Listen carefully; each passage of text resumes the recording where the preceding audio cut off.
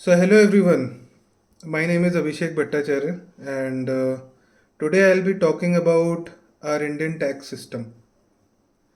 So, हमारा जो tax system है उसके बारे में हम बात करेंगे। इसका इम्पोर्टेंस कितना है, इसमें प्रॉब्लम स्टेटमेंट्स क्या है, and what steps we as in tax payers and as the government who collects the tax they can do to improve the tax collection as well as जो टैक्स पेयर्स हैं उनका एक satisfaction level या एक आप कह सकते हैं कि उनके साथ जस्टिस होगा, राइट। सो सबसे पहली चीज़ हम जो टॉपिक है वो है importance of tax. So tax बहुत इम्पोर्टेंट चीज़ है, सबको देना चाहिए, किसी को टैक्स इवेजन नहीं करना चाहिए।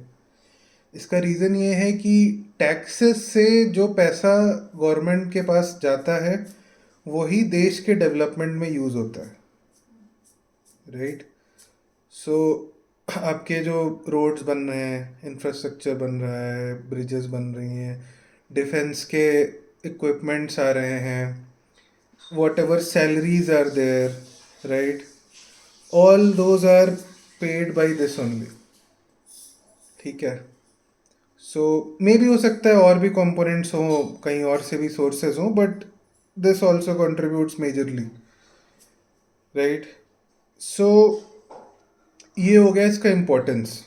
क्योंकि अगर आप चाहते हैं कि आपका देश जिस हिसाब से तरक्की कर रहा है और तेज़ी से करे तो टैक्स देना ज़रूरी है। But at the same time I would say my message to the government is कि टैक्स कलेक्शन जो कि अभी जिसका ग्राफ अभी थोड़ा स्क्यूड है, right, so that can also be more uniform, जो कि हमारे देश के लिए और अच्छा होगा एंड और कलेक्शन होगा। And in fact I would suggest a few things जो कि मे भी हो सकता है, I mean it's up to personal choice कि लोग अग्री करें या ना करें, but that can improve the overall satisfaction level of the tax payers as well, ठीक है। सो हमने इम्पोर्टेंस डिस्कस कर लिया। सो अच्छा, लोग पूछते हैं कि और भी कंट्रीज़ हैं वो तो टैक्स नहीं लेती, कुछ कंट्रीज जैसे सऊदी अरेबिया हो गया आपका, दुबई हो गया बेसिकली, तो वो टैक्स नहीं लेते हैं। तो हमें समझना पड़ेगा डिफरेंस कि ये दो अलग अलग एंड्स ऑफ द स्पेक्ट्रम है जो आप कह सकते हो। कि एक हो गया कनाडा, ठीक है, कनाडा में टैक्सेस काफ़ी हाई हैं, राइट। और एक एक हो गया आपका दुबई या सऊदी हो गया जहाँ पे टैक्स है ही नहीं, ज़ीरो है।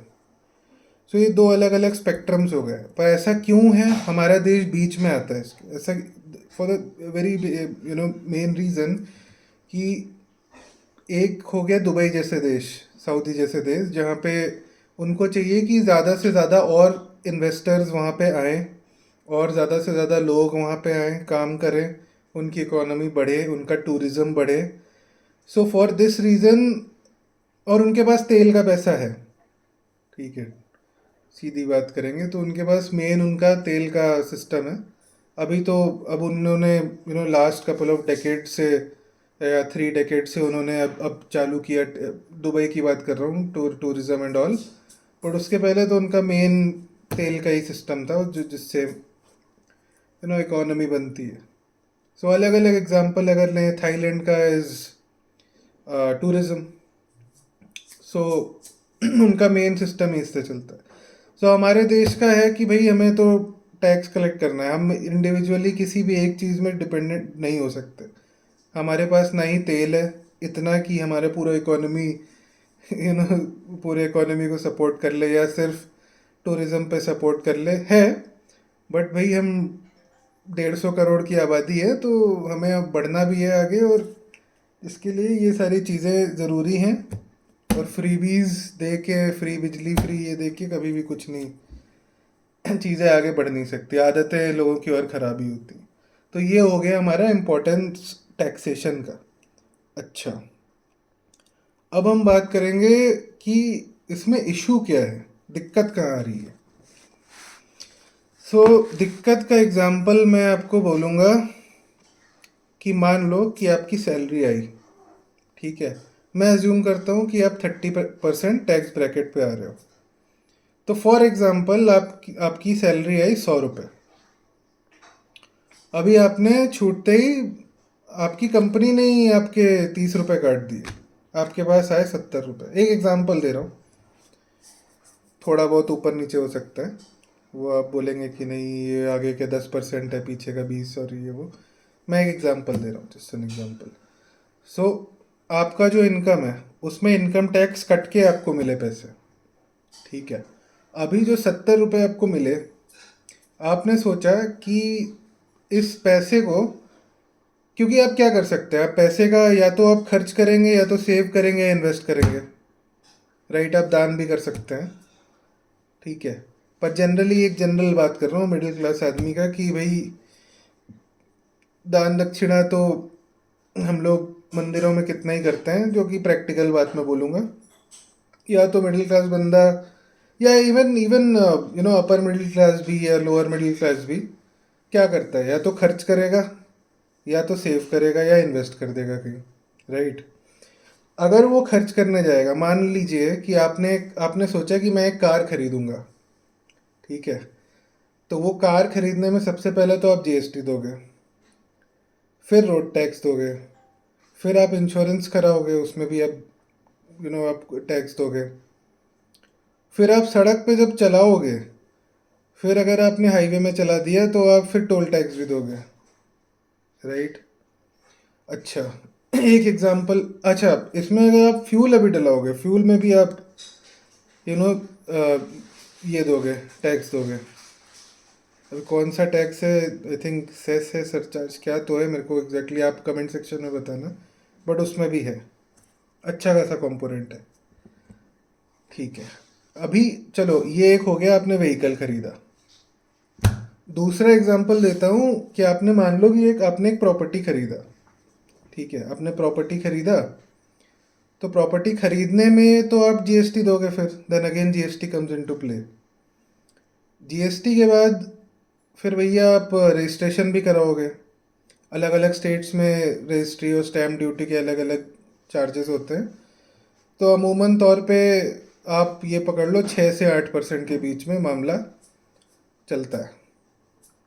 तो अगर आपने 1 करोड़ की प्रॉपर्टी ली तो आप ये मान के चलिए कि 7 से 8 लाख रुपए आप दे दोगे इसमें, स्टैम्प ड्यूटी, रजिस्ट्री चार्जेस और अदर चार्जेस, ये सब इन सब में दे दोगे।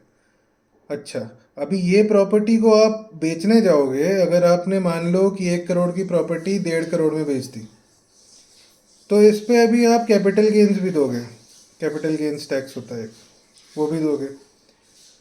तो बेसिकली अभी देखिए क्या सीन है कि आपने छूटते ही, अच्छा तीसरा एग्जांपल, ये तो मैंने परचेजिंग का दे दिया आपको, या आप कहीं होटल में जाओगे, वहाँ पे आप वहाँ पे भी आप जीएसटी देते हो। किसी होटल में जाओगे, किसी रेस्टोरेंट में जाओगे, वहाँ भी आप जीएसटी दोगे। कहीं भी बेसिकली आप कहीं भी खर्चा करोगे अपना पैसा, वहाँ आप दोगे ही दोगे, कुछ ना कुछ दोगे फिर से। अच्छा, आपने दिमाग लगाया कि मैं भैया मैं इन्वेस्ट करूँगा अपने पैसे। अच्छा, इन्वेस्ट करोगे तो जो आपका इंटरेस्ट बनेगा या जो आपका अप्रिसिएशन इन अमाउंट होगा, आप उस पर भी दोगे टैक्स, वहाँ आप नहीं बच सकते।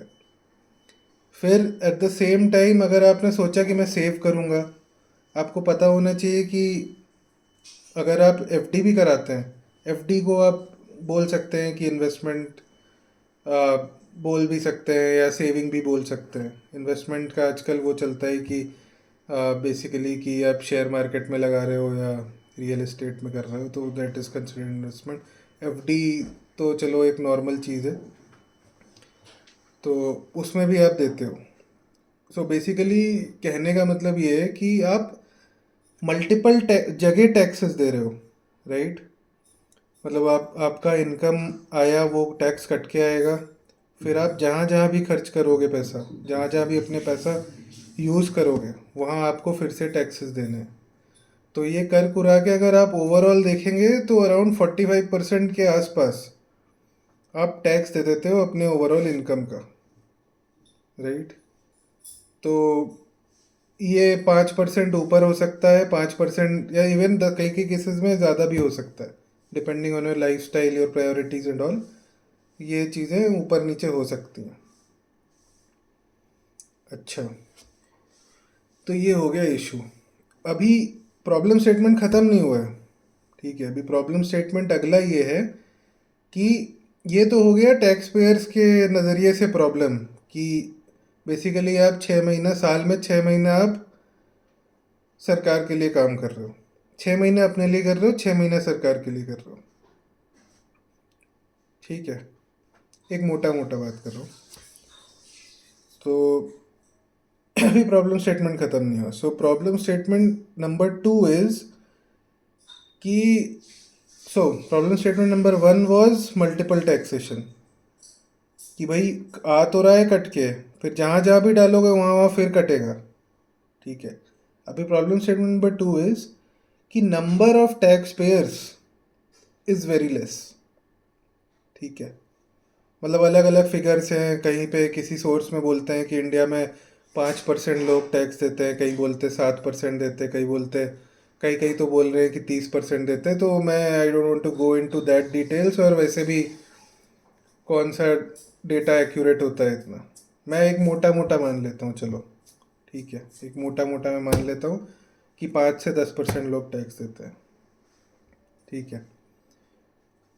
सो आप ये सोचो कि अगर 50% लोग टैक्स देने लगे तो कितना टैक्स कलेक्ट हो जाएगा, देश की कितनी उन्नति होगी, कितना डेवलपमेंट और हो सकता है, राइट।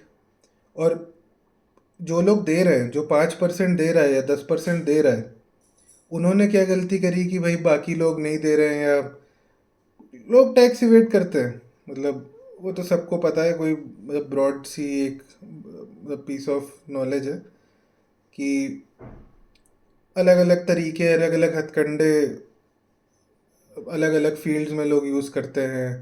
लोग टैक्स बचाने के लिए बिजनेसेस में शेल कंपनीज का यूज़ करते हैं, फिर salaried people, you know, they can invest into political parties और you know NGOs to you know save those tax. तो बहुत सारे ऐसे हटकंडे तरीके हैं।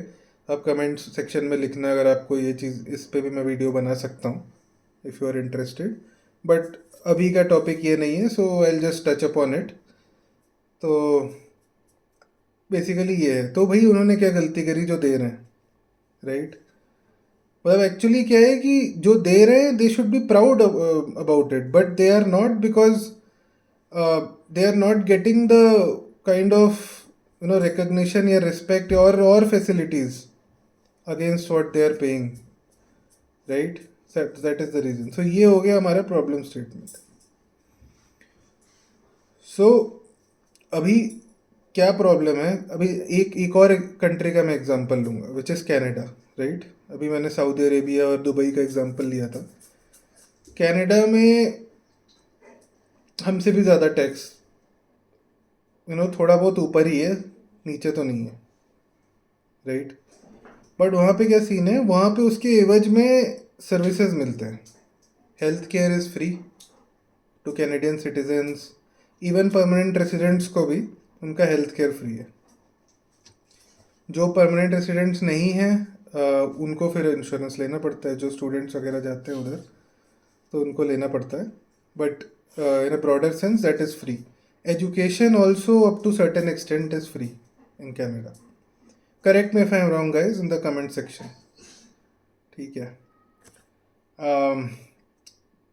रोड्स अच्छे हैं, इंफ्रास्ट्रक्चर इज़ गुड। अभी लोग बोलेंगे कि यार कनाडा की बात कर रहा है, इंडिया का, तो कनाडा से पंगा चल रहा है, कनाडा का साथ दे रहा है। ऐसा कुछ नहीं, मैं एक जनरल बात बोल रहा हूँ। जब तक देखो, दुश्मन की खासियत, अगर मान लो अगर कनाडा दुश्मन भी है, तुम अगर कहते हो, ठीक है, तो दुश्मन की खासियत और उसके यू नो स्ट्रेंथ्स अगर आप नहीं जानोगे, नहीं एक्सेप्ट करोगे, तो आप कैसे आगे बढ़ोगे, आप कैसे इम्प्रूव करोगे और उसको हराओगे, right. So yeah, so basically I forgot my chain of thought. So yeah I was just saying कि ठीक है, आप टैक्स ले रहे हो, राइट, टैक्स देना भी चाहिए।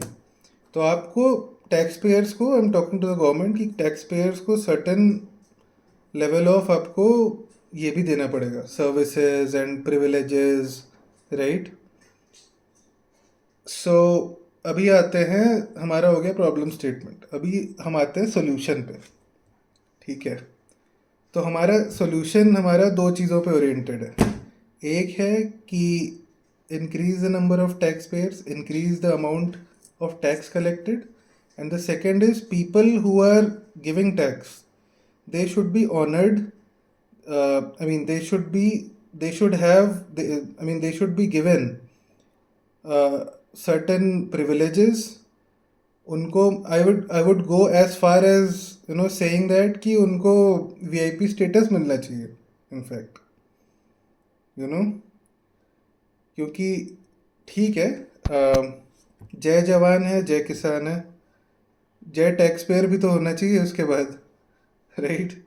क्योंकि बड़ा रोल है देश के, मतलब डेवलपमेंट में काफ़ी बड़ा रोल है टैक्स पेयर्स का भी। सो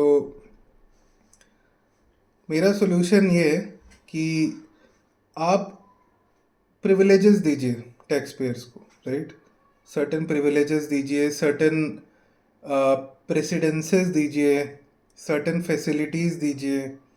पहली बात तो जो बेसिक फैसिलिटीज़ है, right, having good roads, having good health care, having good education, right, energy security, food security, ये सारी चीज़ें जो बेसिक है, एम्प्लॉयमेंट, ये सारी चीज़ें तो बेसिक हैं, ये तो मिलनी चाहिए। इसके अलावा अगर मैं एक आइडिया दूँ,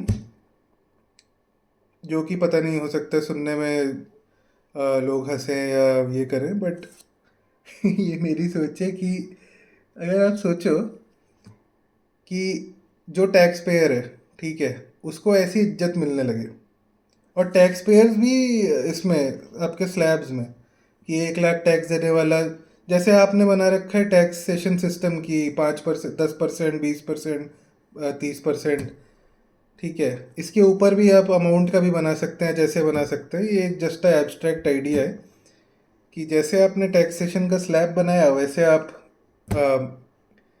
ये टैक्स पेयर का आप स्लैब बना दीजिए कि ये बंदा इतना देता है तो ये क्या बोलते हैं, ये ब्रैकेट में आएगा, ये बंदा 10 लाख देता है तो बी में आएगा, ये बंदा 20 लाख देता है, ये बंदा 1 करोड़ टैक्स देता है तो ये क्या बोलते हैं आपका जेड कैटेगरी में आएगा। ऐसे करके आप बना दीजिए, उसके हिसाब से आप क्या बोलते हैं प्रेसिडेंस है, उसके हिसाब से कई चीज़ें आप कर सकते हैं। जैसे फॉर एग्जांपल कि आप जिस बंदे ने टैक्स दे दिया, ठीक है, इतना % टैक्स दे दिया या इतना अमाउंट दे दिया, आप उसको दोबारा टैक्स मत करिए।